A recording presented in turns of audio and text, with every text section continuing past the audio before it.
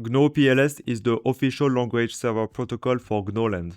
It brings IDE capabilities to code editors. We cover what it brings to the developers and how to install it on different code editors as of VsCode, NVim, or Jetbrains editor. A language server protocol, or LSP, is an open standard created by Microsoft. It enables rich code editing features in any editors, as go-to definitions, code completions, error checking, refactoring tools, or documentation on over. It decouples language intelligence from editors' implementations. Instead of implementing a new plugin in every editor, we create a server that supports the LSP standard and link it to our compatible IDE. As of today, it is supported by most code editors by being the norm. gno.pls is the official LSP implementation for GNO. It is based on go.pls, literally a fork if you check the code, and it brings all of these features for GNO files. It is essential before coding anything in GNO. For the installation, you must go on the gno.pls GitHub repositories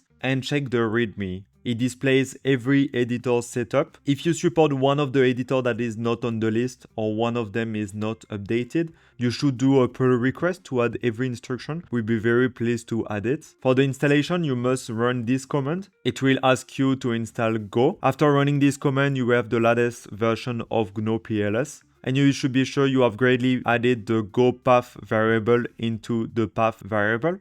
So more explicitly, this path, we find the different GNO binaries and gno.pls. It will be our server that will be run by our editors. And now for myself being on VsCode, you must go on these repositories, which is the official VsCode implementations, Gnoverse being part of the gno.land projects. And so you should install the requirements, so Go and Gno. You should run this command, so clone the repositories and run the packages. We execute it, and the result has been created in this path. We go in the extensions and install from VS6. It is available here, and the installation is complete. To run the official gno.land servers, you must deactivate any unofficial one, as the one of Verma. It works really great, but it is outdated, so you may have some issues. And that's all, the extension is installed. If you feel it is not complete enough, you can do a pull request on the official repositories, or try the unofficial GNO extensions. You just have to install and enable it. Don't forget to disable this one if you do this way.